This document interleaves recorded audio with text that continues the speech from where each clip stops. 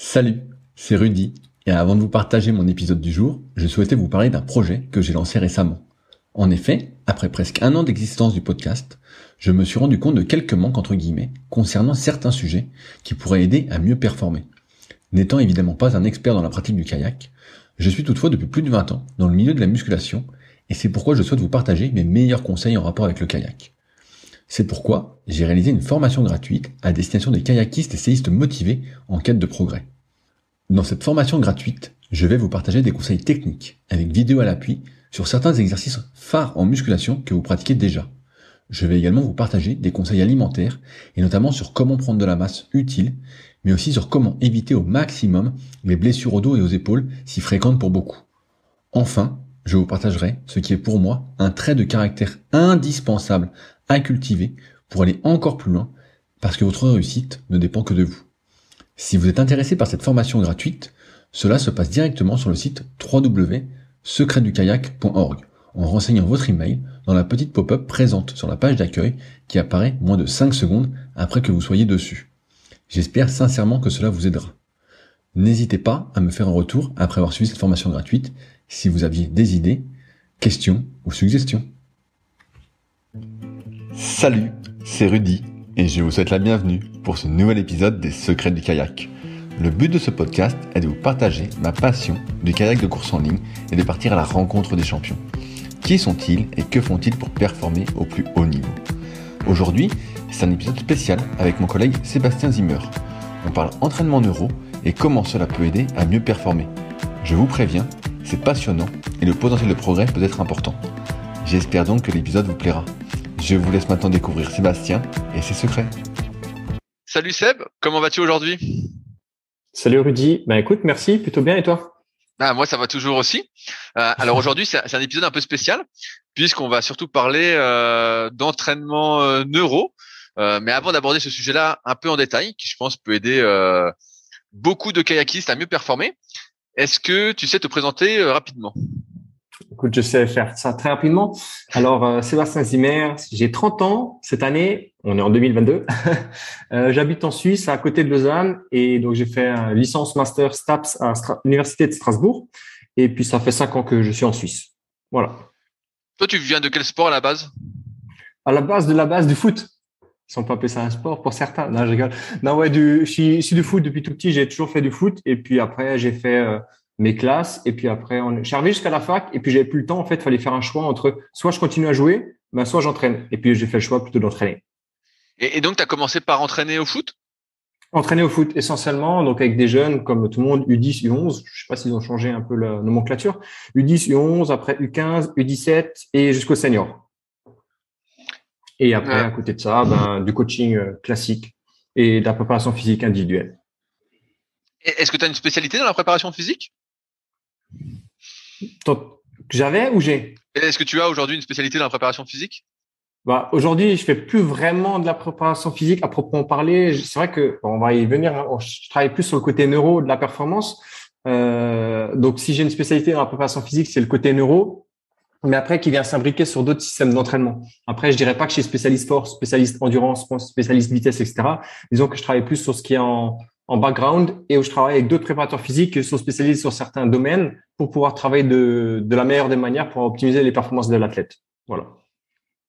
Qu'est-ce que c'est la neuro ? La fameuse question, qu'est-ce que la neuro ? Exactement, une question bien ouverte pour toi. Qu'est-ce que la neuro ? En fait, c'est simple. Là où c'est un peu mal compris, c'est lorsqu'on parle de neuro, en fait, il faut se dire que la neuro, elle agit tout le temps. C'est-à-dire qu'à partir du moment où tu interagis avec ton environnement, il y a de la neuro. C'est-à-dire que si tu vas marcher, si tu vas courir, si tu vas sprinter, si tu vas porter tes courses, si tu vas réfléchir quoi faire, c'est de la neuro, techniquement parlant. Donc, en fait, quand je dis neuro, c'est comment ton système nerveux il fonctionne et de l'optimiser d'un point de vue pour la performance. C'est-à-dire que de manière assez simpliste, ton cerveau, comment il fonctionne, il prend de l'information, il les interprète, il prend une décision et le renvoie dans le corps pour une décision motrice, si on s'intéresse au sport. La décision motrice, c'est quoi ? C'est marcher, courir, sprinter, porter mon téléphone, prendre ma tasse de café, etc., etc. Donc, ça, c'est juste comment le système nerveux fonctionne. Donc, quand on fait de la neuro, en fait, t'en fais tout le temps, mais sans vraiment le savoir. L'idée à travers la neuro, c'est de porter une lentille neuro et tu vas analyser certaines tâches sous un autre aspect, en fait. Je sais pas si ça te parle. Ouais, mais j'allais te dire, normalement, tout ça, c'est pas des choses qui se font naturellement. Tout ne doit pas bien fonctionner théoriquement à mesure que tu passes les différentes phases bébé, enfant, adolescent, adulte. Alors, normalement, ça devrait être fait, c'est fait, mais pas de manière optimale. Alors, pour différentes raisons, et là, j'ai sous-entendu ta question par rapport aux réflexes archaïques et les réflexes primitifs. Donc, il en existe 72 ou 72, où là, vous écoutez. Donc, 72 réflexes archaïques qui font qu'ils vont permettre le développement moteur de l'enfant. Je parle du développement moteur, mais on va dire qu'il y aura toujours une triple sphère, à savoir le physique, moteur, l'émotionnel et le cognitif. Et en fait, l'enfant, il passe par ces différentes étapes de développement qui lui permettent d'être un adulte ou une grande personne qui est équilibrée. Équilibrée d'un point de vue cognitif, émotionnel, mais également postural. Mais là où le hic un petit peu, c'est que ces étapes-là sont pas toujours bien placées. Et ces étapes-là, donc ces réflexes archaïques, sont basés justement sur ce que je disais tout à l'heure, sur les récepteurs sensoriels, les informations sensorielles.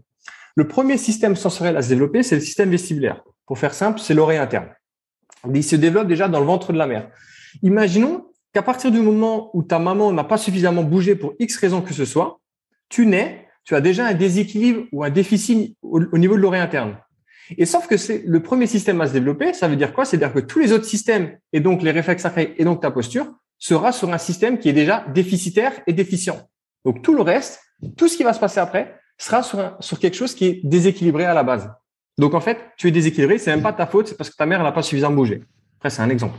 Est-ce qu'on peut porter plainte contre ses parents? Non, on peut pas. On a essayé, mais on peut pas. Après, elle ne le sait pas non plus, tu vois. C'est là où c'est un petit peu le problème et c'est ce qu'on essaie un petit peu, entre guillemets, de démocratiser ce côté neuro, c'est que les gens ne le savent pas. C'est-à-dire que l'oreille interne, tout le monde sait qu'on en a une, normalement, mais personne ne sait à quoi ça sert, comment le travaille, comment le tester, etc.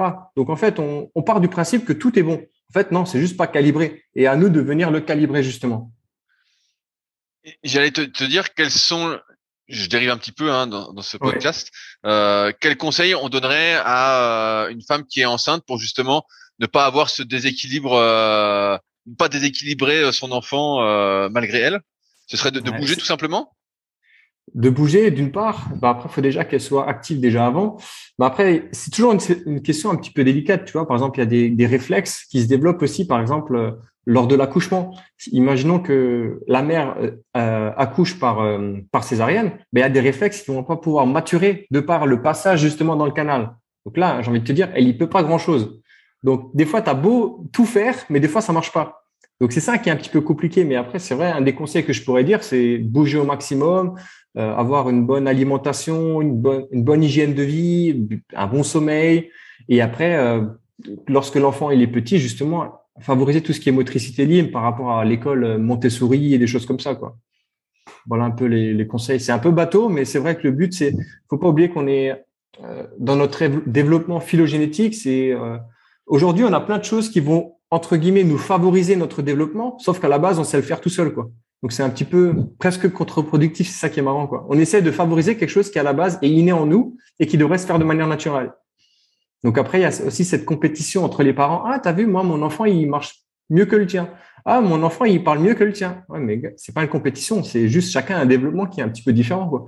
Et certains vont favoriser certaines voies, d'autres, mais il y a aucune compétition. Et je prends l'exemple. J'espère que ma famille ne l'écoute pas, mais il y a ma belle-sœur qui justement avait demandé justement comment ça s'appelle les genres de Yupala là, je sais pas comment, ouais le Yupala, pour son enfant, donc mon neveu, parce que justement une amie à elle avait ça pour son enfant et il s'est mis à marcher 2 semaines après. Mais sauf que c'est juste contre-productif par rapport au développement de l'enfant en fait. Mais bon, bref, c'est juste par rapport à cette compétition, enfin. Voilà, je dérive, ça me fait un peu. Non, il y a pas de souci. Alors, je pose la question suivante, c'est qu'est-ce qui se passe si justement on n'apprend pas dans le bon ordre et qu'on a des manques justement au niveau de l'intégration de ces réflexes plus tard. Quels vont être les problèmes qu'on va rencontrer? Alors, il y a toujours cette triple sphère, comme je disais, émotionnelle, cognitive, moteur. Moi, je vais essentiellement focaliser sur la composante motrice parce que, en fait, à la base, je suis un préparateur physique et je travaille pas forcément avec des personnes qui sont en difficulté, entre guillemets, émotionnelle, cognitive, troubles d'apprentissage, etc. Je sais que j'ai des amis à moi qui travaillent plus ou moins sur le même système, en cible principale, on va dire le cerveau d'un point de vue fonctionnel, qui travaille justement avec les élèves qui ont des problèmes d'hyperactivité, de déficit d'attention, d'hyperactivité, de 10 et tous les 10, etc. C'est pas forcément ma cible, mais je sais qu'il y aura un impact dessus. Moi, ce qui m'intéresse le plus, c'est la composante motrice et comment optimiser les performances. Donc, simplement, d'une manière très concrète, c'est que tu auras des débalancements posturaux, c'est que tu auras des muscles soi-disant faibles, des muscles un petit peu plus forts, tu auras… en fait, alors, je vais reformuler. Dans ton cerveau, le job numéro 1, c'est la survie. Ok ? De l'autre côté, dans un continuum, tu auras la performance. Et c'est tout le temps un curseur qui va se déplacer plus en mode survie, plus en mode performance. L'objectif à travers tout ça, c'est que si tu développes pas si tu matures pas tes réflexes primitifs, c'est que tu es plus en mode survie. Parce que par définition, un réflexe archaïque, c'est un réflexe de survie. Donc, tu es plus en mode survie. Et comme tu es sur un continuum survie-performance, tu vas jamais être dans la performance maximale. Ça te parle? Tout à fait. Alors, j'allais te dire, comment on peut savoir que justement, on est plus en mode survie qu'en mode performance? Est-ce que c'est parce que des fois, on n'arrive pas à apprendre certains gestes? On a l'impression que c'est un peu bloqué et donc ça peut être un signal comme quoi il nous manque peut-être quelque chose de ce côté-là, ou il y a d'autres choses que toi tu vois? D'une part, effectivement, l'analyse de la tâche simple, c'est-à-dire que tu donnes deux personnes qui vont faire, par exemple, un service au tennis, il y en a un qui y arrive tout de suite et l'autre, 2 semaines après, il n'y arrivera toujours pas.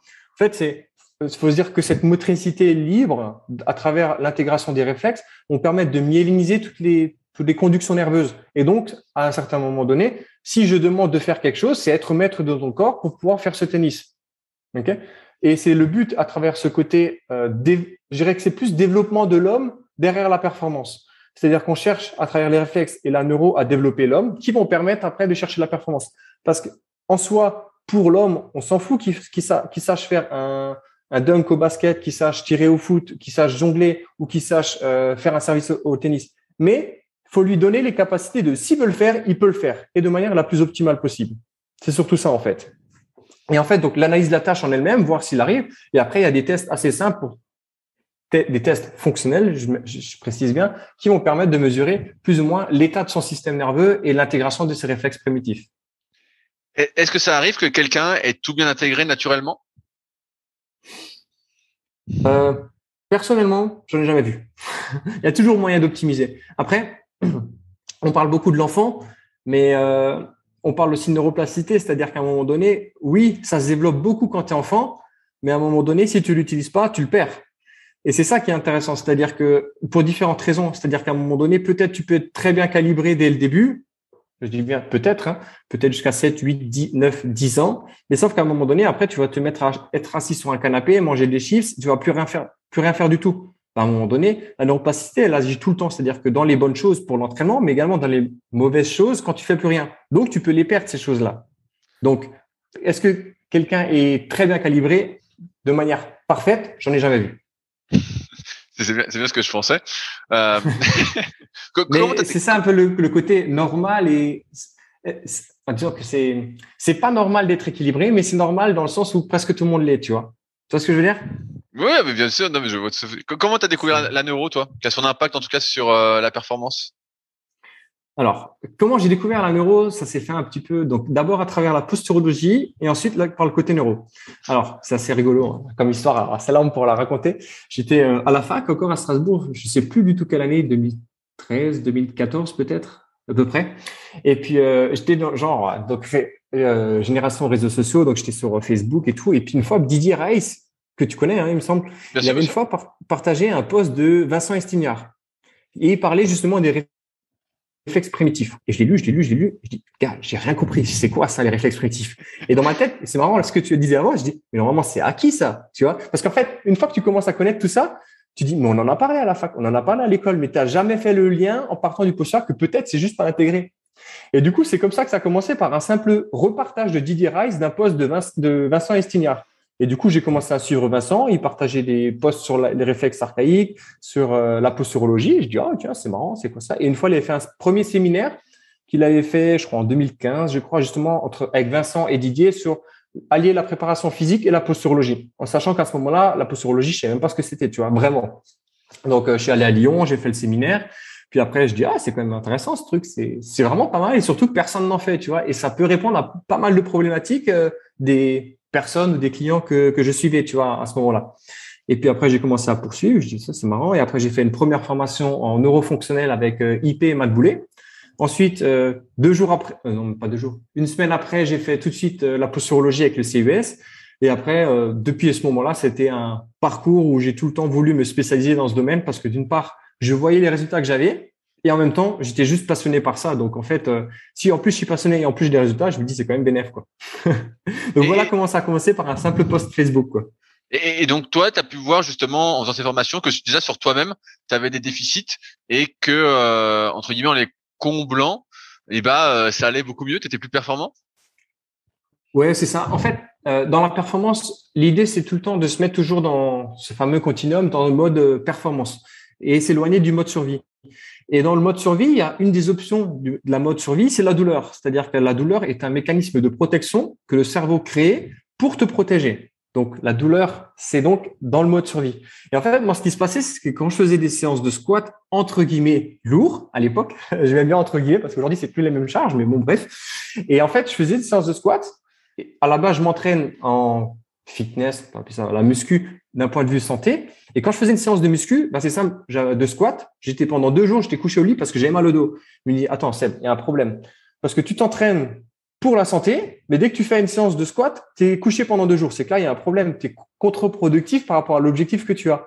Et c'est de là où, en fait, ça a poursuivi dans cette même direction et j'ai pu tester les principes sur moi pour augmenter toutes mes charges, etc., etc. Et c'est comme ça aussi que j'ai senti que je déplaçais mon curseur de survie vers la performance, simplement parce que je faisais une séance de squat, j'avais plus mal au dos, tu vois. Une chose toute bête. En posturologie de mémoire, donc j'ai le bouquin du CIES depuis quelques années maintenant, celui de Bernard Bricot. Ouais. Je me souviens que dedans, pour eux, les capteurs principaux, donc moi j'avais fait les tests avec un médecin qui avait suivi la formation, je crois, sur Lyon, et c'était les pieds, les yeux et la mâchoire. Exact. Est-ce que c'est toujours ça aujourd'hui, la posturologie et plus spécifiquement la neuro? C'est ces capteurs-là ou il y en a d'autres? Alors, c'est un peu complexe dans le sens où quand on parle neuro, comme je disais, ça veut tout dire, ça veut rien dire. C'est toujours un petit peu complexe, c'est toujours des frontières qui sont un petit peu limite. Dans la posturologie classique, comme tu l'as dit, il y a 3 capteurs principaux que sont les yeux, donc le système visuel, il y aura le pied, le capteur podal et la mâchoire. À côté de ça, il y aura des capteurs, on va dire plus secondaires avec les facteurs émotionnels, les réflexes archaïques, les cicatrices, les microgalvanismes et les contraintes articulaires, entre autres. Donc déjà, là, on voit déjà 3 capteurs principaux que sont le pied, les yeux, la mâchoire. Mais après, la posture, encore une fois, ça reste, entre guillemets, c'est un carrefour entre le mouvement et la statique. Parce que la statique, l'équilibre parfait n'existe pas. C'est toujours des des micro-mouvements qui seront plus ou moins négociés, tout comme la marche. Et donc, s'il y a des micro-mouvements, c'est qu'il y a d'autres capteurs qui vont agir. On parlera plus de proprioception en plus. Donc, proprioception, c'est bien la représentation du corps dans l'espace. Ce n'est pas de l'équilibre sur un bosu, je tiens à le préciser. Il y aura également l'oreille interne qui vont s'additionner à tout ça. Et donc, en fait, quand on parle de reprogrammation neuroposturale, c'est pas se limiter à juste les yeux ou juste les pieds ou juste l'oreille interne. C'est qu'on va mettre tout ça dans un melting pot. On va mettre tout ce qui aura une incidence sur le mouvement et sur la performance avec cette lentille neuro, c'est-à-dire qu'on regarde comment le cerveau il fonctionne, comment est-ce qu'il prend de l'information, comment on les interprète. Et nous, on essaie de travailler sur ces 2 étapes-là, de sorte à pouvoir améliorer donc l'étape finale, la sortie motrice, le mouvement, la performance. Donc, il y a plein de capteurs et même encore, les dernières études montrent la grande implication du fascia qui, tu regardes en posturologie classique, on en parle, mais rapidement. Donc voilà. Il y a plein de capteurs, disons, à partir du moment où on prend de l'information, on l'interprète, on le renvoie dans le corps. Je peux prendre l'exemple tout bête. La nutrition, c'est quelque chose qu'on ingère, qui va agir sur d'autres capteurs, mais indirectement, ça en fait de la neuro aussi, de manière indirecte. Tu vois?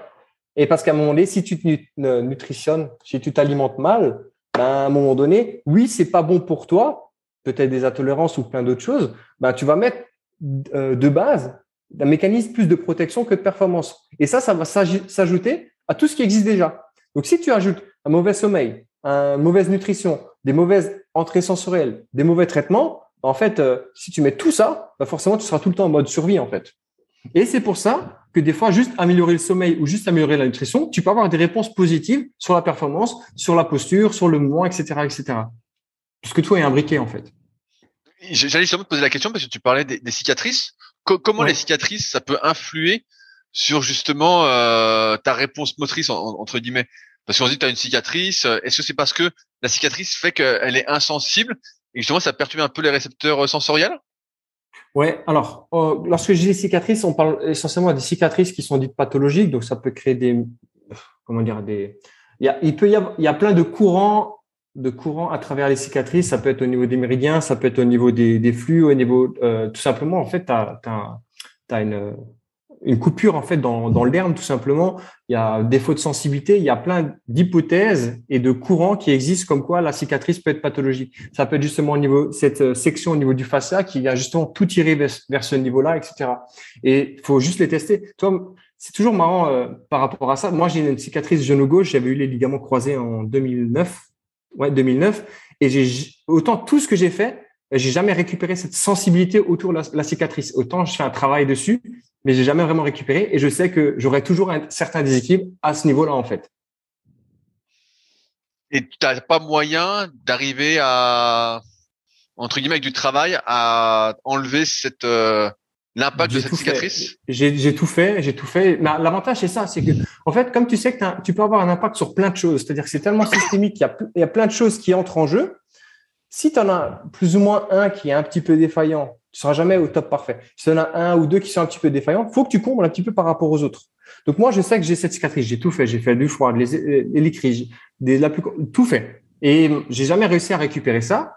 Ben, c'est pas grave. Je continue à travailler ce que je sais faire dessus. Et à côté de ça, j'essaie d'optimiser tous les autres trucs à côté, en fait. Et c'est ça qui est cool. C'est que, si tu as une cicatrice qui est présente, qui est pas bonne, mais que tu as toutes les autres choses qui sont bonnes, tu dis, bah, ça va, ça peut compenser jusqu'à un certain point. C'est ce que j'allais dire. Est-ce qu'on peut compenser justement jusqu'à un certain point. Tu sais, il y a toujours plein de facteurs qui entrent en jeu. Tu vois, l'aspect émotionnel, comme je disais, c'est un frein par rapport à la posture. Mais combien de fois des personnes disent, oh, moi, ça allait bien, jusqu'au jour où j'ai eu un gros impact émotionnel. Et là, tu sais que c'est le début où il a commencé à avoir plein de blessures, etc., etc. Parce que tu sais que ça aura un impact. Me souviens. L'idée, ouais, dis-moi. Non, je me souviens qu'on a travaillé ensemble donc justement durant un an, parce qu'on a fait tout ce suivi et donc c'est pour ça que je fais ce podcast aussi aujourd'hui parce que je sais que ça peut ça peut pas mal aider. Tu m'avais montré un petit bonhomme où justement il y avait les mains qui étaient énormes, il y avait la tête qui était énorme, il y avait la langue qui était énorme, je sais plus comment ça s'appelait. Et c'était justement dans cette optique un peu de proprioception dans le sens où quels étaient les capteurs les plus importants j'ai envie de dire comment on pourrait dire pour aller vers la performance. Comment ça s'appelait ce petit bonhomme déjà? C'est l'homonculus sensoriel et moteur. Voilà, c'est ça. En fait, il faut se dire que dans notre cerveau, chaque partie de ton corps, il est représenté d'une certaine manière. Et donc, c'est l'homonculus d'un point de vue sensoriel, d'un point de vue moteur. Et toutes les parties ne sont pas représentées de la même manière. C'est-à-dire que tu auras plus de sensibilité au niveau de la tête, de la bouche, des mains et des pieds, plus que les genoux et les hanches. Et c'est ça qui est intéressant. Moi, l'expression que j'aime souvent dire, jusqu'à un certain degré, souvent, ce qui se passe, c'est des gens qui ont des immaturités sensorielles, tactiles au niveau de la main et qui souvent ont des problèmes d'épaule. Faut pas oublier que l'épaule, elle est là pour assouvir les besoins de la main. C'est-à-dire que donc, si tu as un problème de main qui est mal répertorié, d'accord, en fait, ce qui se passe au niveau des carrefours, tu auras un poignet, tu auras un coude et tu auras une épaule. Peut-être que le problème, il va se mettre à ce niveau-là. Mais le problème n'est pas au niveau de l'épaule, c'est au niveau de la main. Parce que tout simplement, parce qu'elle est moins bien répertoriée. Et encore une fois, si c'est moins bien répertorié, qu'est-ce qui va se passer? C'est-à-dire qu'on va faire des mouvements qui sont un petit peu moins précis. Pourquoi? Parce que je vais pas pouvoir faire tout ce que je veux si c'est moins précis. Pourquoi? Parce que c'est moins sécuritaire pour moi. Je prends l'exemple du squat. Imaginons que tu as un pied qui est un petit peu qui est moins cartographié dans le cerveau que l'autre pied. Ce qui va se passer, c'est que tu vas faire un squat jusqu'à une certaine charge. Tu vas descendre. Toujours d'un point de vue de sécurité. Imaginons que tu as 150 kilos sur le dos, tu descends, tu sais pas du tout ce qui se passe sous le pied gauche, mais tu sais très bien ce qui se passe sous le pied droit. Qu'est-ce que tu vas faire pour ta sécurité si tu n'arrives plus à monter? Tu vas commencer à shifter pour aller sur ton pied droit. Parce que ici, tu sais que tu es en sécurité. À gauche, tu es en survie, à droite, tu es en sécurité. Je vais me mettre là où je sais que je suis en sécurité et là, je vais pouvoir pousser. Et du coup, on blasphème ou on critique le shift de bassin, mais le shift de bassin au squat, c'est juste une réponse adéquate par rapport à une problématique de l'instant T pour pouvoir réaliser la tâche qu'on lui a demandé de faire. Mais à la base, c'est juste parce qu'en fait, son pied gauche, c'est juste pas sécuritaire pour toi. Il sait pas ce qui se passe. C'est comme si tu avais un trou noir. Tu fais quoi? Est-ce que tu sautes à pieds joints ou pas? Ben, tu y réfléchis un peu à deux fois. Ben, ton cerveau, c'est à peu près exactement la même chose, sauf que c'est beaucoup plus rapide et c'est inconscient. Justement, toi, qu'est-ce que tu remarques le plus souvent en termes de déficit sensoriel? Moi, j'ai envie de te dire, les pieds, moi, c'est plus mon truc. Je sens moins les pieds à force d'être à force d'être en chaussures, d'être en chaussettes, d'être compressé, tout ça. J'ai l'impression on n'a pas de pieds, quoi, entre guillemets. Toi, tu remarques pareil, c'est plus sur les pieds que les gens ont le plus de problèmes? Allez, les pieds, c'est un truc de fou. Hein. T'as l'impression chez certaines personnes, la jambe s'arrête au niveau de la cheville. Genre, il n'y a pas de pied. Genre, de toute façon, c'est dans une chaussure, c'est caché, tu vois. Mais, tu sais, il y a des tests tout simples, hein. Bon, faut le faire à deux. Il y a une personne, l'examinateur, qui va toucher 2 orteils et la personne doit lui dire combien il y a d'orteils entre. 1, 2, 3. Et en fait, tu te rends compte que les gens, c'est un truc de fou. Ils n'arrivent pas à se reporterier ce pied. Encore une fois, le pied, c'est le seul contact physique que tu as avec l'environnement. C'est-à-dire que tu as un pied qui touche le sol et tu as l'autre. Sinon, à part si tu es assis, il n'y a rien d'autre qui touche. Donc, si ton pied, il est pas bien représenté, en fait, tu seras tout le temps potentiellement dans un système qui est menaçant pour toi. Et ça devient problématique parce que tout ce qui se passe, tu as toutes les chaînes ascendantes qui arrivent et se disent waouh, partout c'est instable. Donc je n'ose pas faire en fait. Ouais, les pieds c'est un truc de fou. Enfin, c'est vraiment abusé. C'est même la sensibilité. Ah, je suis chatouilleux. Ouais, c'est juste des réflexes en fait et tu peux les intégrer. Mais des fois c'est compliqué parce que des fois c'est vraiment compliqué, tu vois. Mais je dirais, les pieds c'est un truc de fou. Ouais. Encore et les pieds et les cervicales chez les gens. Les cervicales, est-ce que tu peux préciser? La proprioception cervicale, encore une fois, l'idée à travers la proprioception, c'est utiliser les articulations et les bouger dans un certain degré de liberté. Par exemple, on demande à la personne de juste faire des glissements latéraux de gauche à droite. Là, il n'y a plus personne. Enfin, oui, je me souviens. Je me souviens de cet exercice-là. Ah ouais, je me souviens que c'était hyper dur. Ouais. C'est hyper dur et pourtant c'est tellement important parce qu'en fait, encore une fois, on cherche toujours à avoir le regard droit sur l'horizon. Et à un moment donné, ça va demander. Ce qui est intéressant avec tout ce qui s'agit au niveau de la cervicale, c'est d'une part parce que c'est ce qui permet de maintenir le cerveau. C'est qu'en plus de ça, c'est le carrefour entre le système visuel, le cerveau, le système vestibulaire, le cerveau, et la proprioception cervicale, qui après permet aussi le réflexe vestibulaire. C'est peut-être un peu complexe, mais en gros, ce qu'il faut comprendre, c'est que tout ce qui se passe au-dessus des cervicales, c'est hyper important parce que ça retient le cerveau. Donc, ça a un gros impact dans la représentation, voilà, c'est ça. Dans la représentation, parce que c'est super important, c'est ce qui permet de maintenir ton cerveau en sécurité. Et donc, c'est le carrefour entre le système proprioceptif, le système visuel et le système vestibulaire. Donc, dès qu'il s'agit de bouger, si tu n'arrives pas à le bouger, c'est que potentiellement, c'est juste un mécanisme de survie. Je le bouge pas parce que je sais pas ce qui va se passer. Et du coup, il faut obliger à aller bouger ces amplitudes-là, de sorte à juste dire, regarde, cerveau, ton niveau de menace, tu peux le descendre un petit peu là. Là, c'est trop élevé pour toi. Et des simples mobilisations là, c'est un truc de fou. Enfin voilà. Et ça me fait penser aussi par rapport à ça, je parle des cervicales, mais ça va tout le dos. C'est-à-dire qu'on a toujours eu cette comment dire, ce blasphème, cette idée, cette croyance, cette peur, justement. Faut pas bouger le dos, sinon tu vas te faire mal. Et du coup, les gens sont presque dans l'hyper-contrôle au niveau du dos. Alors qu'en fait, ce qui te permet d'être le plus résilient et le plus adaptatif possible, c'est de le pouvoir bouger. C'est-à-dire qu'à un moment donné, si tu sais que, par exemple, faire une rotation au niveau uniquement thoracique, donc je dis bien thoracique, c'est pas cervical ni lombaire, juste thoracique à gauche et en même temps, tu vas faire des glissements antéro-postérieurs, à un moment donné, tu sais que tu es capable d'aller dans ces amplitudes-là. Donc, si une fois, de manière inconsciente et involontaire, tu le fais, c'est sécuritaire pour toi parce que tu es déjà allé dans ces amplitudes-là. Et c'est pour ça que l'approche, on va peut-être en parler, j'en sais rien, par rapport à l'approche FRC où tu vas renforcer dans certaines articulations. Moi, je trouve ça génial parce que en fait, tu vas encore plus loin dans la logique de la mobilité en elle-même et dans la proprioception, la représentation du corps dans l'espace. Moi, je trouve ça génial parce qu'en fait, tu remets les gens beaucoup plus résilients. C'est qu'à un moment donné, à force d'avoir peur de pouvoir utiliser certaines articulations, en fait, tu les rends juste plus fragiles, en fait. De ce que je comprends, donc là, tu parlais de FRC, pour ceux qui connaissent pas, qui est une sorte de méthode de développement de la mobilité, dont on avait parlé avec Alex dans l'épisode 65 de mémoire, si j'ai le bon numéro. de ce que je comprends bien, avec la neuro, pour moi, c'est que la neuro s'inscrit en amont, avant, entre guillemets, ce travail de mobilité, parce que parfois tu peux faire des étirements, et je pense qu'il y en a pas mal qui nous écoutent qui ont peut-être fait ça. Tu fais des étirements, et puis en théorie, tu dois devenir plus souple. Ensuite, tu te renforces sur cette amplitude-là, et puis voilà, ça va aller. Et puis des fois, tu essayes d'étirer, et puis tu vois que ça se détend pas du tout. Au contraire, ça se raidit entre guillemets un peu plus. Et c'est là que je trouve que la neuro est vachement intéressante, parce que justement, comme tu vas travailler sur, on va dire le signal d'entrée, et parfois c'est ce qui permet de débloquer justement de nouvelles amplitudes qui étaient bloquées justement par ces déséquilibres au niveau peut-être des récepteurs sensoriels. Est-ce que j'ai juste pour toi?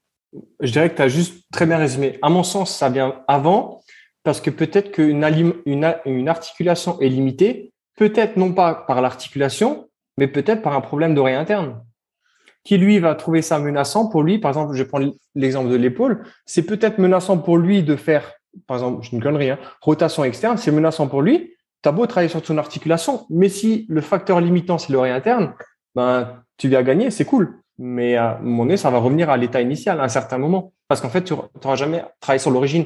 Mais pour moi, ça se fait vraiment de concert et ça se fait de pair. Parce qu'à un moment donné, une fois que tu as travaillé sur ton oreille interne, que c'est plus sécuritaire, après, à toi de travailler sur cette articulation pour la rendre plus forte, plus stable dans ces amplitudes-là. Et c'est pour ça un peu les dérives du côté neuro, c'est-à-dire qu'on est des communications qu'on fait beaucoup en neuro, c'est les gains de mobilité. C'est-à-dire qu'on va faire, par exemple, un test biomécanique, rotation interne de l'épaule, rotation interne, toucher le sol, etc. On fait une simulation, par exemple, de l'oreille interne ou du système visuel, on refait. C'est cool. Mais si après tu fais rien derrière, ça sert à rien, j'ai envie de te dire. Tu vois, on a montré à ton cerveau que tu es capable de, mais une fois qu'on t'a montré que tu es capable de, à toi de l'entraîner. Et c'est ça un peu le problème. C'est pas faire la neuro pour faire la neuro. C'est à quoi la neuro va m'être utile pour la suite et pour le réel objectif. Tu vois? C'est-à-dire que la personne qui va me dire, Seb, je viens te voir parce que j'ai un problème d'oreille interne. Déjà, de un, tu ne sais pas ce que c'est, tu ne sais pas comment ça se met. Seb, j'ai un problème parce que j'ai mal là. OK. Là, on a une piste de travail. C'est-à-dire, je vais pas travailler la neuro pour faire la neuro. C'est inutile, en fait. Mais tu as tout bien résumé. Ça vient en amont. Mais après, à toi de travailler dessus. Tu as beaucoup parlé de l'oreille interne en termes de neuro. Est-ce qu'il y a d'autres structures qui sont particulièrement importantes et sur lesquelles on va travailler en neuro pour justement débloquer du mouvement? Après, on travaille vraiment sur tous les récepteurs. On travaillera beaucoup. Et c'est vrai qu'il y en a deux autres que j'ai pas dit. Disons que lorsqu'on travaille en neuro, on vient activer le cerveau. D'accord? On vient l'activer à travers les différents récepteurs qu'on a dit. Il y aura le système visuel, le système proprioceptif, le système vestibulaire, etc., etc. Mais pour être bien activé, il a besoin de nutriments, de fuel, d'essence, entre guillemets. C'est-à-dire que là, l'essence, c'est quoi? C'est la respiration et du glucose. Donc, c'est pour ça qu'on parlait vraiment c'est une approche qui est vraiment systémique parce qu'il a besoin de tout ça. Donc, tu as beau faire tous les exercices d'activation au monde, mais si tu respires pas bien et que tu n'as pas suffisamment de glucose, ton cerveau pourra jamais bien fonctionner et tout ce que tu vas faire, ça va pas servir à grand chose ou jusqu'à un certain degré. Mais après, on essaie vraiment de travailler sur tous les systèmes. Après, certains auteurs parlent d'impact du système visuel peut-être jusqu'à 60, 70, 70%. Le système vestibulaire peut-être, c'est pas à 100% exact, peut-être jusqu'à 20, 30%. Et le système proprioceptif 10%. Mais moi, j'ai envie de te dire, à un moment donné, si tu as un des GPS qui est défaillant, les autres vont vouloir compenser ça, s'adapter par rapport à ça, et les autres vont devenir pas bons. Donc, est-ce qu'on mettrait des ratios? J'en sais rien, mais pour moi, ils sont tous importants, en fait. Tu parles du système visuel. Est-ce que ça veut dire que si, je sais pas, je suis myope et que j'ai des lunettes, je pars avec un handicap et que je suis fourré? Non. Alors, dans le système visuel, alors déjà, c'est très complexe. Avant même de faire tout travail oculaire, il est quand même toujours recommandable de voir un médecin ou un orthoptiste qui pose son diagnostic. De sorte à pas faire des choses qui sont totalement erronées et contre-productives par rapport à tout ça, parce que des fois, il y a des répercussions qui peuvent être à vie. Là où c'est important, l'ophtalmo, lui, ce qu'il va regarder, il va regarder du 20-20 ou du 10-10 en fonction de l'acuité visuelle. C'est bien, mais c'est pas assez. Et là, déjà, le travail d'ophtalmo, il se distingue déjà du travail orthoptique, où lui va regarder comment les muscles oculaires fonctionnent. Quand on a différents muscles oculaires, l'idée, c'est de les entraîner au même titre qu'un biceps, qu'un triceps, etc., etc. Ça reste des muscles. Donc, l'idée, c'est de les entraîner. Et lorsqu'on parle du système visuel, donc de la vision, il faut travailler sur toute la composante de l'œil. C'est-à-dire qu'il y aura de la vision périphérique, il y aura de l'acuité visuelle, entre autres, en monoculaire, gauche versus droite, on peut le travailler. On peut le travailler sur des poursuites, on peut le travailler sur des saccades, etc. En fait, il y a toujours deux possibilités. Ou alors, tu as une approche plus top-down ou bottom-up, c'est-à-dire que soit tu peux travailler sur toutes les qualités visuelles qui existent, tu les travailles dessus, ou alors tu regardes ce dont le cerveau a besoin et tu travailles dessus. Le parallèle que je fais, par exemple, avec le bodybuilding, c'est-à-dire que si une personne vient pour de l'hypertrophie, je dis, écoute, Seb, je vais prendre de la masse. OK, tu as deux possibilités. Les deux sont justes. Tu as juste deux approches qui sont un petit peu différentes. C'est une, je vais voir tous les muscles qui sont dans le corps et je vais les périodiser, je vais les travailler de sorte à ce qu'on arrive, par exemple, dans un an, on se dit, OK, on a travaillé tous les muscles jusqu'à un certain point. Ça, c'est une approche. La deuxième approche, c'est tu vois la personne arriver, dis, écoute, Seb, je vais faire l'hypertrophie, prendre du muscle, etc. Je dis, OK.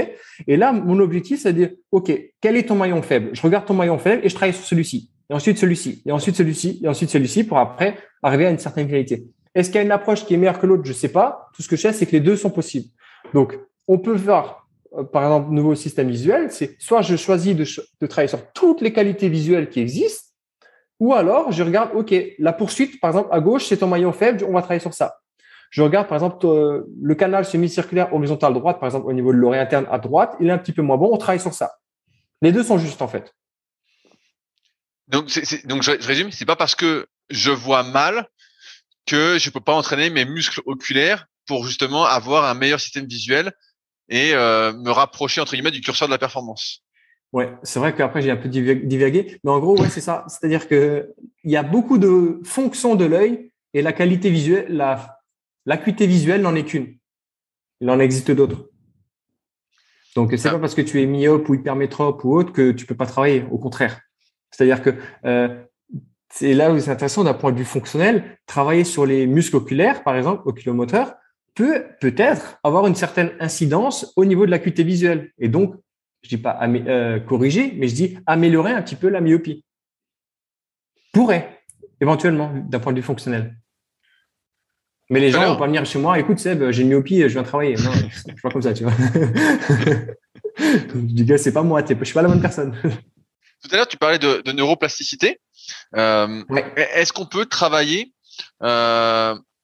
toutes ces entrées d'informations, entre guillemets, améliorer ces entrées d'informations pour avoir une meilleure réponse à la sortie, à tout âge? Et est-ce qu'il y a un moment où c'est trop tard ou pas? Alors, dans la neuroplasticité, il y a l'âge d'une part, mais il existe de tête 10 critères de neuroplasticité. D'accord? Donc, il y a la fréquence, il y aura l'intensité, il y aura le volume, il y aura la salience, le fait que tu adhères par rapport au gramme, etc. Ça. Là, j'en fais partie. Ça fait un des critères de la neuroplasticité. Est-ce qu'il y a un impact? Oui, jusqu'à un certain point. C'est sûr que lorsque on est jeune, c'est toujours plus facile. Par exemple, si tu as 7 ans, c'est toujours plus facile que si une personne qui en a 77. Parce qu'il y a plus de myélinisation, il y a plus de neurones, etc., etc. Ça reste un critère non négligeable, mais ça reste un paramètre parmi tant d'autres. Donc oui, c'est mieux quand tu es jeune versus quand tu es vieux, mais ça reste un critère, mais il en existe d'autres. Donc c'est pas parce que tu as 77 ans, tu dis oh de toute façon je suis trop vieux pour ça. Non, tu peux quand même travailler. Comment se placent les réflexes archaïques par rapport justement à ces intégrations? Est-ce que là, tu vois, on parle pas mal du système oculaire, donc j'entraîne mes muscles oculaires, on voit que j'arrive pas à converger ou à faire une poursuite à gauche, donc à regarder avec les deux yeux à gauche ou les deux yeux à droite, ils se suivent pas. Mais est-ce que les réflexes archaïques, c'est encore en amont de ce travail-là qu'il faut les travailler si tu remarques un déficit? Ça se fait de concert, ça se fait en même temps. En fait, il faut se dire que lorsque nous on dit travailler en neuro, on va essayer de chercher à isoler chacun des parties. C'est-à-dire qu'on va regarder chacun des canaux de l'oreille interne, on va regarder un petit peu chacun des muscles oculaires, etc., etc. On va dire que les réflexes primitifs, c'est plus une méthode de stacking. C'est-à-dire ça va avoir une interaction de plusieurs systèmes en même temps, mais ça se fait de concert. C'est-à-dire, par exemple, je prends l'exemple est-ce que j'ai un réflexe en tête? Par exemple, le réflexe tonique labyrinthique, par exemple, c'est un problème qui peut être au niveau du labyrinthe, donc l'oreille interne, mais également peut-être au niveau proprioceptif, au niveau cervical. Donc, c'est plus au niveau du stacking, on va dire, que ça entre en jeu, mais ça se fait vraiment de concert. Parce qu'un réflexe, il y en a certains qui se mettent un petit peu avant et ça peut venir biaiser beaucoup de choses. Mais en même temps, le côté neuro peut venir biaiser plein de choses. J'ai pris l'exemple du réflexe tonique labyrinthique, non pas par hasard parce que c'est le premier qui m'est venu, mais par exemple, le réflexe tonique labyrinthique, c'est quand tu as un mouvement de la tête en avant ou en arrière. Par exemple, OK, c'est une première chose. Sauf que maintenant, si tu regardes d'un point de vue purement anatomique, au niveau de l'oreille interne, ce qui se passe, c'est que tu auras un canal horizontal antérieur à droite et un antérieur à gauche. Ça veut dire que lorsque tu vas tester ton réflexe tonique labyrinthique avant, ça va être un travail de concert entre le canal antérieur droite et gauche. Les deux travaillent ensemble. Mais si tu vas être plus précis, quand tu fais ton RTL, ton réflexe tonique labyrinthique, est-ce que c'est le gauche ou c'est le droite qui est pas bon? Ou c'est les deux? Tu vois, en fait, ça permet juste de mettre en lumière certaines choses, mais à la fin, c'est que tu travailles les deux en même temps. C'est-à-dire que je ne suis pas là à différencier, OK, je vais faire une partie neuro, une partie réflexe, etc. Non, à un moment donné, ça, c'est un tout. Et je sais très bien qu'un réflexe qui est omniprésent peut vraiment parasiter tout le côté neuro. Donc, je vais faire ma priorité sur le réflexe. Comme à l'inverse, des fois, c'est l'autre. Est-ce qu'on arrive toujours à intégrer un réflexe ou c'est comme pour les cicatrices tout à l'heure? Des fois, on n'arrive pas à l'intégrer et ça bloque? En théorie, tu pourrais l'intégrer ou le remodeler en fonction de la nomenclature. En théorie, oui. Maintenant, je connais des personnes où c'est plus compliqué. Pour certains, je sais que c'est marrant parce qu'après, il y a toujours le contexte dans lequel il est. Par exemple, un réflexe plantaire au niveau du pied. Ben, le problème, c'est que si tu es tout le temps dans des chaussures trop petites, etc., et que tu entretiens ce réflexe-là, à quel moment tu vas pouvoir laisser entre guillemets, ce réflexe s'intégrer en sachant que si tu as créé un environnement qui fait que tu pourras jamais l'intégrer. Parce que si tu as dans une chaussure trop petite, par exemple, ce qui se passe à peu près dans 90% des cas, c'est que ton pied ne pourra jamais s'exprimer, c'est que ton réflexe plantaire sera entretenu par l'environnement qui va dans sa chaussure, c'est quand même 10-15 heures par jour selon les personnes. Et c'est pas tes 20 minutes d'exercice par jour, si tu les combines bout à bout, 20 minutes versus 15 heures, ben, le 15 heures va quand même un petit peu plus l'emporter sur les 20 minutes, quoi. Donc, en fait, il y a ton environnement qui t'entretient ton réflexe. Et donc, je prends l'exemple du pied, mais parce que c'est quand même le plus flagrant. Et c'est vrai qu'il y a des réflexes au niveau du pied qui reviennent assez souvent parce que les gens, en fait, ils font pas gaffe, quoi. Et justement, j'allais te dire, là, pour dériver, pour rigoler un peu, quelles chaussures tu conseilles alors? Est-ce qu'il y a des chaussures en particulier qu'il faut mettre pour ne pas contrecarrer tous ces efforts? C'est ça qui est paradoxal. C'est-à-dire que idéalement, on privilégierait essentiellement tout ce qui est chaussures minimalistes, pieds nus, etc., jusqu'à un certain point. C'est-à-dire qu'à un moment donné, si tu as toujours eu des chaussures hyper rigides, hyper dures, c'est que ton pied n'est pas bien représenté, etc., c'est juste que mettre de tout en tout des chaussures minimalistes, ça devient contre-productif parce que ça va devenir d'un coup menaçant pour la personne. Tu vois ce que je veux dire? Un des moyens pour corriger la posture, donc d'un point de vue posturologie, c'est la semelle posturale. Mais du coup, si on te demande d'être, par exemple, pieds nus, bah, comment tu mets la semelle? Tu peux pas la mettre. Tu vois? Donc, idéalement, je te dirais, ça dépend vraiment de la personne. Parce que les personnes, si maintenant de base, tu es assez chaussures minimalistes, là, on peut mettre, par exemple, des semelles posturales s'il y a besoin pour corriger la posture en statique d'un point de vue purement posturologie. Mais après, de manière générale, favoriser tout ce qui est motricité libre. Tu mets pieds nus, tu te balades dans le jardin, dans l'air, dans la terre, etc., etc. Mais après, ouais, quelles chaussures, ouais, c'est compliqué. J'ai déjà vu des personnes, ils avaient tellement des problèmes au niveau des pieds et qu'après, tu les as mis en chaussures minimalistes. Ah, c'était contre-productif de tout, hein. Là, fallait, entre guillemets, pour progresser, fallait régresser et partir par d'autres choses, en fait. Donc, c'est pour ça que ça dépend de la personne et de comment elle y est habituée. Quand tu parles de semelles posturales, est-ce que c'est des semelles quand on a les pieds creux ou les pieds plats? Alors, semelles posturales se différencient des semelles type orthopédique qui vont jouer sur les leviers osseux. L'idée par les semelles posturales, on parlera plus par résonance en fait, où l'idée ça viendra mettre une stimulation. Après, il en existe plusieurs qui vont jouer plus au niveau proprioceptif. Il y en a qui vont agir plus au niveau des fréquences. Il y a différents courants au niveau des semelles. Mais l'idée, c'est ce qu'il faut distinguer, c'est les semelles type orthopédique. On va jouer sur des leviers osseux, c'est-à-dire qu'on va mettre par exemple des talonnettes, qu'on va mettre des leviers à différents endroits du pied, versus semelles posturales qui vont agir, qui sont plates. Il y a juste soit un résonateur, soit un certain relief qui est dessus, mais qui est uniforme partout sur la semelle. Parce qu'on vient stimuler le côté proprioceptif du pied versus les côtés biomécaniques du pied. Et les deux peuvent être bonnes. Ça dépend en fait toujours de l'objectif en fait. Quand je t'écoute, j'ai l'impression qu'il y a 15 000 trucs à travailler et je me mets à la place de nos auditeurs qui connaissent pas, qui découvrent un peu aujourd'hui ce travail un peu neuro, et tu te dis bah putain, mais en fait il y a tellement de trucs à faire, ça prend tellement de temps que je vais pas le faire. Alors concrètement, combien de temps ça prend par jour en moyenne pour corriger entre guillemets ces déséquilibres, si on peut dire ça comme ça, et le travail entre guillemets doit s'effectuer combien de temps, tout en sachant que via la neuroplasticité, si on fait pas quelque chose, ensuite on le perd. Donc, qu'en est-il, docteur?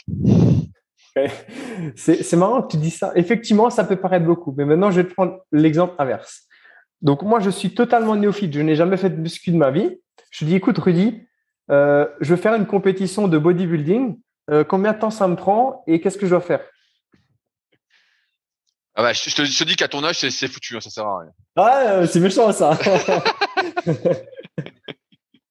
Non, mais il y a beaucoup de choses à prendre en compte entre la partie cardio, la partie nutrition, la partie musculation, tes points forts, tes points faibles, ta morpho-anatomie, etc. Il y a aussi plein de choses. Mais après, c'est à toi, au niveau du coach, d'être dans la priorisation. Qu'est-ce qui est le plus important? Donc, les gens qui viennent me voir, en fonction des personnes, on a une template de base jusqu'à un certain point. C'est-à-dire qu'en général, on aime bien donner 5 exercices. Ce que j'aime bien dire, c'est 5 exercices, 5 minutes, 5 fois par jour. Des fois, ça prend plus, des fois, ça prend un petit peu moins. C'est sûr qu'une personne qui a moins de temps versus un sportif de haut niveau, il a plus le temps de faire les exercices. Donc, ça change un petit peu. Mais 5 minutes, 5 fois par jour, 5 exercices. Donc, c'est assez rapide finalement. C'est juste une question de est-ce que tu as la mentalité, entre guillemets, le mindset pour pouvoir progresser et arriver à tes objectifs. Parce que tout le monde, c'est ça. Ouais, je suis prêt à progresser. Tu es prêt à faire l'exercice? Ouais. Au bout de 2 mois, tu as fait l'exercice? Ouais, j'ai pas trop eu le temps parce que j'y vais le restaurant, j'avais ci et ça. Non, à un moment donné, ça prend de la régularité, mais comme l'entraînement. C'est-à-dire que si tu as un objectif, si je veux faire une compétition de bodybuilding, si je veux faire une compétition de kayak, si je veux faire une compétition de foot, n'importe quoi, ça demande de la rigueur, de l'entraînement. Et c'est la même chose. Et c'est pas parce que c'est du côté neuro où on ressent pas une charge physique à proprement parler que c'est moins impactant. Non, justement, on agit sur d'autres processus, mais ça demande de la régularité, de faire les exercices sérieusement, de faire les exercices à tous les jours, faire les exercices, de les varier en fonction de la personne, en fonction du moment, etc., etc. Et trouver le bon exercice pour la personne, en fait. Et ça, c'est le boulot du coach, en fait. Donc, c'est pour ça que le bilan, il est important. Pourquoi? Parce qu'en fait, c'est à nous qui allons déterminer cet exercice, c'est le plus impactant et le plus important pour toi à ce moment-là. Tu parles de 5 fois par jour. Et pourquoi on ferait pas une séance de 25 minutes dans la journée au lieu de 5 fois par jour? L'idée, une des règles de neuroplasticité, c'est la répétition importe, mais également la fréquence. C'est pour ça qu'on privilégiera 5 fois 5 que 25. Mais c'est sûr que 5 fois 5, ça peut paraître beaucoup, mais peut-être une personne en fera 10 fois et c'est mieux. Mais par contre, à un moment donné, il faut quand même une certaine fréquence. Si tu le fais une fois par jour, 5 minutes, j'ai envie de te dire, tu auras un certain résultat jusqu'à un certain point. Et c'est pour ça, le but, c'est toujours de mettre plus de fréquence. Je préférais largement donner un programme d'entraînement qui dure, par exemple, 2 minutes, mais que tu fais 10 fois, plutôt que l'inverse, tout simplement. 10 exercices que tu feras 2 fois. Combien de temps ça dure tout ce travail? Parce que si tu me dis que c'est à vie, j'imagine que personne s'engage. Donc, comment ça marche? Le but, c'est de normaliser. Après, il y a deux plus ou moins approches. La question, c'est quel est ton objectif? Est-ce que ton objectif, c'est entre guillemets d'arriver jusqu'à une certaine norme ou est-ce que tu cherches à être très bon? C'est-à-dire qu'à un moment donné, on pourra toujours optimiser par, justement, je te parlais de stacking, etc. À partir d'un moment donné, tu peux travailler sur plusieurs systèmes en même temps. Et là, ça devient intéressant parce que dans la vie de tous les jours, c'est juste l'oreille interne, juste la vision, juste la propriété. Non, à bout d'un moment, on parle de stacking, c'est que tout travaille ensemble. C'est-à-dire qu'il y aura l'oreille interne qui me donnera une certaine information, le système visuel une autre information, le système proprioceptif une information. Comment je suis capable d'intégrer toutes ces informations en même temps? Donc, c'est pour ça, la question, c'est est-ce que tu cherches juste à être, entre guillemets, normal? Ou l'autre question, c'est est-ce que tu cherches à optimiser? On va dire, pour arriver jusqu'à un normal, on parle d'intégration des réflexes archaïques et d'un traitement postural qui prend en général plus ou moins 1 an selon plein de facteurs. On va dire pour arriver jusqu'à une certaine norme. Mais ça, à côté de ça, tu peux travailler sur de l'optimisation de la performance à travers des exercices qui sont spécifiques par rapport à la séance, par rapport à la discipline. C'est-à-dire, par exemple, je sais que je vais prendre l'exemple du kayak en l'occurrence. Si maintenant je sais qu'en kayak, tu as un équilibre sur le bateau, je sais que ta composante d'oreille interne et de stabilisation de l'axe doit être importante plus. Sinon, on va se retrouver à l'eau comme quand j'étais chez toi. L'eau était chaude, heureusement. L'eau était chaude, heureusement. Ouf, encore que. Tu vois, il y a des facteurs inhérents à la performance qui est demandée. Et donc là, on peut faire des programmes d'entraînement entre guillemets sur mesure par rapport à la performance et par rapport à l'activité physique. C'est-à-dire qu'à un moment donné, il y a des programmes généraux J'ai oublié, Romain, il a une très bonne expression. Il a les Key Human Performance et les Key Performance Indicators, je crois, un truc comme ça, un truc de performance et un truc de l'humain. Et là où c'est intéressant, c'est-à-dire qu'avec le travers neuro, on cherche à optimiser l'humain, mais à travers d'autres programmes spécifiques, on peut essayer de chercher à optimiser la performance, mais que tu placeras peut-être en échauffement d'avant-séance. Tu vois, on n'en a pas trop parlé. Le but à travers la neuro, c'est d'améliorer la stabilité réflexive qui va permettre le mouvement. Si ta stabilité réflexive, d'un point de vue sécuritaire, c'est pas bon, le mouvement volontaire ne sera pas bon. Donc, surtout encore en plus en carrière, on va chercher à se stabiliser. À partir du moment où tu es stable, tu vas pouvoir faire les mouvements que tu veux. Exemple, une personne qui est totalement néophyte, elle va d'abord chercher à se stabiliser avant de faire le mouvement de bras, donc le bras gauche qui va chercher loin, etc., etc. Parce qu'elle va d'abord chercher à se stabiliser. Je vois ce que je parle parce que je me vois encore sur le canoë à ce moment-là. Tu vois ce que je veux dire? Tout à fait. Donc, voilà.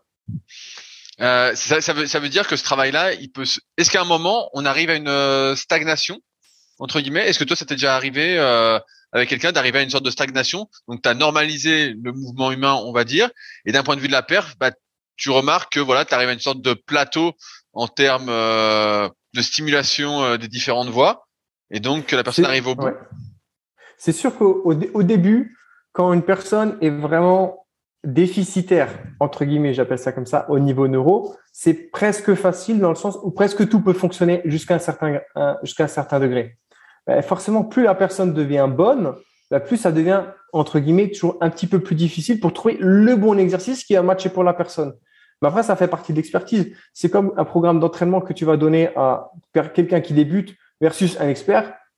L'expert, il faudra peut-être que tu creuses un petit peu plus les ménages que quelqu'un qui est néophyte, où tu sais que tu peux lui demander de pousser la voiture, il aura des gains, en fait. Tu vois? Ça veut dire que le travail peut se faire à vie, en fait, et que finalement, c'est sans fin? C'est pas sans fin, parce qu'après, il y a toujours de l'entretien.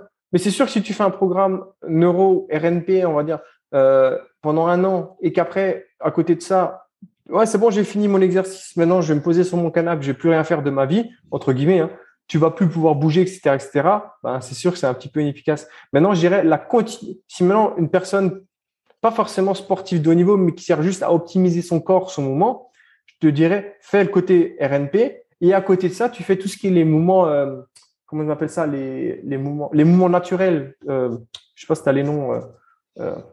Mince. Qu'est-ce que ça s'appelle les marches de lézard et compagnie? Ouais, non, mais ouais, entre guillemets, tu sais, il y a tout un courant qui fait tout ce qui est mouvement naturel. Tu parles de MoveNat?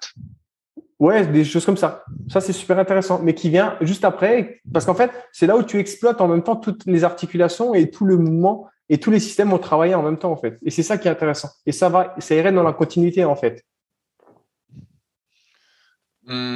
J'ai l'impression, bon, je te connais un peu, donc je suis un peu tout ça de loin, que on découvre sans arrêt des nouvelles choses sur la neuro. Toi, aujourd'hui, comment tu fais pour progresser de ce côté-là?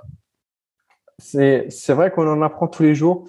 Faut pas oublier que le côté neuro, comme on l'applique d'un point de vue fonctionnel, à la base, il est fait sur des personnes qui sont malades, type Alzheimer, Parkinson, etc. Et que ce côté performance, il reste quand même très nouveau. Donc, c'est sûr qu'on en apprend tous les jours. Donc, à la base, on s'occupe des personnes malades. Et en fait, eux, ils n'ont pas les mêmes critères de normalité. C'est-à-dire qu'il y a beaucoup de tests que beaucoup de neuro et de médecins connaissent, mais on n'a pas les mêmes critères de normalité. Lui, il va regarder, par exemple, c'est pathologique, c'est pas pathologique. Nous, on va regarder, OK, il n'est pas pathologique, mais on va chercher à l'optimiser. Et en fait, c'est pour ça que ça reste très nouveau, parce que justement, il y a peu de littérature encore dans beaucoup de ces aspects-là. Ça commence à venir, mais ça reste encore très, très nouveau. Et du coup, comment rester à la page, entre guillemets? L'avantage, c'est qu'on se forme continuellement là-dedans. C'est qu'on va à la limite de ce qui se fait de manière pathologique pour pouvoir comprendre comment ça fonctionne, pour pouvoir l'appliquer après dans notre propre système d'entraînement d'un point de vue de la performance. Mais on n'a pas le choix, en fait, aujourd'hui, avec notre niveau, de s'intéresser à juste comment le système nerveux fonctionne. C'est juste que on comprend entre guillemets, comment le cerveau fonctionne et on l'applique pour la performance. C'est-à-dire qu'eux, ils utilisent la même chose, on peut prendre le même papier, sauf qu'on n'aura pas la même grille de lecture qui sera différente.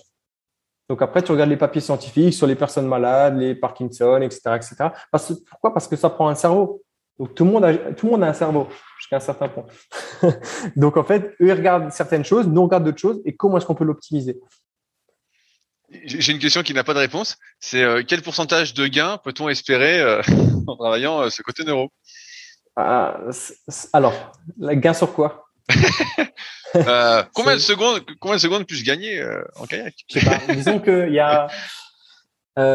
Ça dépend toujours de la personne. Mais disons qu'il y avait Pouliquin qui a montré une étude, il a montré une vidéo à l'époque qui est sur un test de force où il gagnait 5%. Je sais que plusieurs personnes ont aussi testé, et nous aussi on a testé sur des plus que mobilité, parce que la mobilité c'est cool, mais à un certain moment donné, ça a certaines limites, sur des types saut, type sprint, type force, entre 5 et 10%. Mais je dis bien jusqu'à un certain point, parce que si la personne est déjà très bien calibrée, c'est sûr qu'on va pas chercher les 10%, on sera peut-être plus sur 5. Mais 5 à 10%, tes niveaux élite, moi je les prends direct. Hein.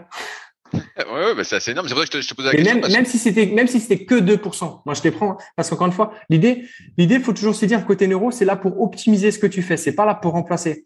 C'est-à-dire que tu as la préparation physique qui est là pour développer les qualités physiques. Nous, on est là pour optimiser le développement des qualités physiques. Tu vois? Et par exemple, si tu as un squat à 150, c'est pas le côté neuro qui va te faire un squat à 250. Non, c'est l'entraînement. Peut-être ça te fera passer à 155 ou 160, mais ça ne fera pas un 200 ou un 250. Parce qu'on est là pour optimiser le travail de fond au niveau de la préparation physique et du travail technique. Et travail mental et tous les autres trucs, quoi. Mais ça peut contribuer justement à débloquer ton squat à 150 kilos parce que tu avais des choses qui n'étaient pas intégrées et qui faisaient que tu bloquais finalement avec un squat à 150 complètement déséquilibré et en survie. C'est ça. Parce que tu sais quel pourcentage, justement, tu peux soit le mesurer par le pourcentage qui se mesure assez souvent entre 5 et 10%, jusqu'à un certain point. Mais après, au niveau technique aussi, l'enfant, on avait fait des tests de saut. Oui, on avait augmenté, je crois, on était 7 ou 8% sur un test de saut. Mais ta biomécanique en elle-même, entre le test A et le test B, tu as l'impression que c'était deux personnes différentes qui sautaient, quoi. Parce que tu changes totalement son programme moteur, en fait. Et si tu gagnes 7, 8, 9, 10%, est-ce que tu es plus efficient? Je dirais que oui. T'es plus résilient, tu as moins de fuite d'énergie, etc., etc. Est-ce que ça veut dire qu'on gagne plus sur des sports explosifs que endurants? Alors, c'est marrant. Alors, je te dirais non. Et après, je poursuis par autre chose. Un des premiers tests qu'on fait, c'est la marche. La marche, c'est quoi? C'est une activité contrôlée, automatique, enfin contrôlée jusqu'à un certain degré, qui est une succession de chutes contrôlées. C'est-à-dire que tu chutes, tu te rattrapes, tu chutes, tu te rattrapes. Mais une activité d'endurance, par exemple de la course, à un moment donné, c'est quand même compliqué. Et même d'un point de vue purement énergétique, c'est-à-dire que si tu as un certain coût énergétique pour pouvoir contracter certains muscles, je vais parler là du kayak par exemple, ben, si tu recrutes pas les bons muscles, si tu en contractes un petit peu plus que d'autres, ben, tu as des fuites d'énergie. Donc en fait, à un moment donné, ben, tu vas être moins efficace aussi parce que tu auras utilisé plus d'énergie pour une tâche donnée que ce que tu pouvais faire. Ça te parle? Ouais, tout à fait. Moi, je vois bien. Ouais. Donc, c'est vrai qu'on analyse moins sur le côté endurance, mais en fait, ça fait tellement sens. Parce qu'encore une fois, c'est un coût énergétique, par exemple, pour faire ton 100 mètres de X temps de RAM, et ça te demande, par exemple, je dis un coût énergétique de 150, versus si tu peux l'avoir à 130, ben, tes 130, je les prends. Parce que tu auras recruté des bons muscles et tu auras eu un meilleur accès à ces muscles-là. Et donc, moins d'énergie à ce niveau-là. Donc, en fait, tu fais la même tâche avec moins d'énergie et donc que tu peux utiliser soit pour être plus rapide, plus endurant, plus loin, etc., etc. Comment ça se passe aujourd'hui si on veut travailler ce côté neuro? Est-ce qu'il y a un répertoire de spécialistes en France? Comment ça fonctionne? Parce que j'imagine on peut te contacter, mais tu dois pas avoir un temps non plus infini. Comment ça se passe? Alors, tu veux dire, si une personne est un athlète, effectivement, on a. Alors, déjà pour les personnes s'il y en a des gens qui veulent se former, là où c'est compliqué, c'est que tu vois, on a parlé d'énormément de choses et que tout peut avoir un impact. Donc, c'est-à-dire que tu peux très bien peut-être te former plus en côté neuro. Tu peux te former plus en côté posturologie. Tu peux peut-être plus te former au niveau des réflexes. Tu peux plus te former au niveau du nutrition, etc., etc. Il en existe beaucoup. D'accord? Tout le monde peut avoir un certain impact. Et c'est là où c'est un petit peu compliqué. Et du coup, par rapport à ça, donc nous, avec deux autres collègues, on a créé une formation labo où justement, il y a des gens qui nous contactent et justement, nous, on réfère nos élèves justement pour pouvoir faire des bilans parce que, comme tu dis, d'une part, je peux pas prendre 50 000 rendez-vous en plus et surtout, par exemple, moi, j'habite à Lausanne. S'il faut aller jusqu'en Bretagne pour faire un bilan, ça fait un petit peu loin. Et l'avantage, c'est que là, on a notre école de formation qui a maintenant un peu plus d'un an, 1 an et demi presque. L'avantage, c'est qu'on a maintenant presque 200 élèves et on a un petit peu partout en France, en Luxembourg, en Belgique et en Suisse. Donc, ça permet de référer assez facilement. Malheureusement, il y a toujours des zones qui sont un petit peu vides, mais c'est quand même pas trop mal répertorié quand même. Comment s'appelle la formation? Labo RNP, donc LABO, RNP pour reprogrammation neuroposturale. Donc, c'est .fr? .com. .com, c'est international, pardon. Ouais, c'est international, nous.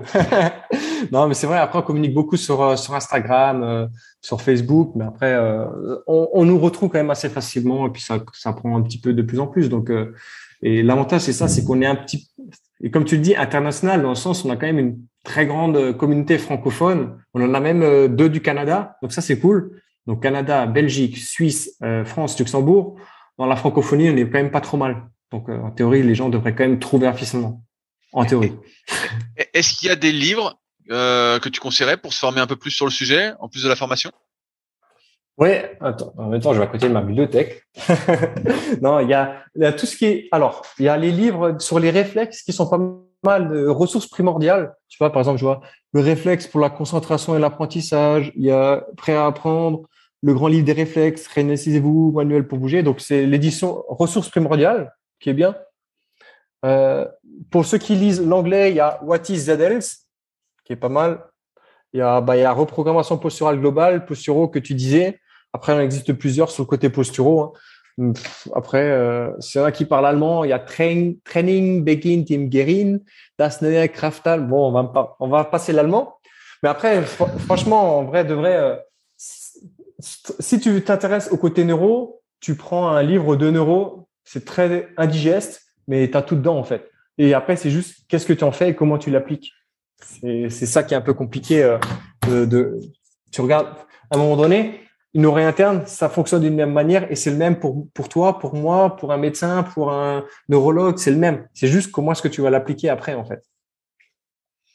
Et donc souvent, même pour la formation qu'on a fait, hein, on se réfère très souvent simple. Tu prends un livre neurosciences, c'est ça, c'est tellement indigeste, mais tu regardes ce que tu as besoin dans quel chapitre et tu regardes, OK, comme ça, je peux l'utiliser comme ça je peux l'utiliser là et ça, je peux l'utiliser là. Si donc j'arrive un peu au bout de mes questions, Seb, est-ce qu'il y a toi des sujets que tu voulais aborder sur la neuro qu'on n'a pas abordé? Attends, je réfléchis. Que tu penses qu'ils sont importants peut-être pour mieux expliquer certaines choses, même si je pense qu'on a été pas mal complet. Ouais, c'est vrai que des fois, je dis, après, ça dépend pour qui c'est. C'est plus pour des coachs, plus pour des athlètes. Moi, je dis toujours, si c'est pour un athlète, dis-toi, c'est juste venir optimiser ce que tu fais déjà. C'est pas là pour remplacer. Et moi, ce que j'aime bien dire, et ça va de concert par rapport au coach, et souvent, c'est pas faire de la neuro pour faire de la neuro. Il faut y avoir un but derrière. C'est comment est-ce que tu peux appliquer le concept RNP et neuro dans ton propre système d'entraînement. Et c'est pas dire, ouais, j'ai fait de la neuro, j'ai gagné en mobilité. OK, c'est cool. Mais à quoi ça t'a servi? Et c'est ça un peu les dérives de côté neuro. Et c'est ce qui nous dérange un petit peu. C'est en fait, tu as une lentille neuro, mais qu'après, il faut que tu appliques dans ton programme d'entraînement. C'est comment je vais pouvoir utiliser les principes de réflexion RNP et neuro, par exemple, dans mon entraînement de kayak, dans mon entraînement de musculation, dans mon entraînement de foot, etc. C'est des principes d'entraînement et qu'après, tu regardes, on l'a fait de manière très singulière, spécifique par rapport à certains trucs, mais on peut aller tellement plus loin. Par exemple, on prend l'exemple, tu vas faire un entraînement demain au niveau, tu vas juste tu vas mettre un scotch au niveau de la bouche. Tu vois, un truc tout bête. Et tu agiras d'une certaine manière. C'est pour ça qu'on dit c'est un principe de réflexion neuro, mais qui est après appliqué dans ton système d'entraînement en fait. Et c'est pas faire de la neuro pour la neuro. On le répète toujours. Oui, c'est un très bon outil, mais ça ne fait pas tout. Voilà ce que j'avais à dire. Oui, nickel. S'il y a des gens qui souhaitent te contacter, est-ce que tu as un compte Instagram ou un email à nous communiquer? Oui. Alors, mon Instagram, je regarde, je prends juste mon téléphone en même temps parce que alors moi, c'est Seb Zimmer _Insta. Donc, SEBZI2MER _Insta. Et mon email, c'est szimmer17@icloud.com. Produit Apple, t'as vu? Oui, j'allais pas commenter, j'allais garder cette réponse pour moi, mais Non, mais en fait, ce qui s'était passé, c'est que j'avais toujours l'adresse la même en hotmail.fr quand j'habitais en France. Et quand je suis arrivé en Suisse, je sais pas ce qui s'est passé, on me l'a piraté. Et en fait, du coup, j'ai gardé la même avec iCloud. À la base, c'était hotmail.fr. Et puis, on me l'avait piraté. Et puis, depuis, je l'ai perdu. Et puis, bon, c'est pas grave. J'espère qu'il n'y a pas de pirates ici parmi vous. J'espère pas non plus. Mais sait-on jamais, vu qu'on est sur des bateaux, il y a peut-être des pirates. Allez, sur cette mauvaise blague, merci encore Seb de ton temps. Et j'espère comme d'habitude que ça vous donnera des pistes de réflexion et pourquoi pas l'envie de creuser pour toujours mieux performer. Sur ce donc, on se retrouve bientôt pour un nouvel épisode. Salut à tous. Merci beaucoup en tout cas, c'était très plaisant. Si vous êtes encore là, c'est que l'épisode vous a plu. Dans ce cas, je vous invite grandement à m'aider à faire grandir ce podcast en mettant une note de 5 étoiles et un commentaire d'encouragement sur l'application de podcast où vous l'écoutez et plus particulièrement sur l'application podcast d'Apple. Cela m'aidera d'autant plus à accueillir les meilleurs kayakistes français grâce à la crédibilité que vous me donnerez. Enfin, vous pouvez retrouver la retranscription écrite de cet échange sur www.secretdukayak.org. En attendant, laissez glisser et à la semaine prochaine.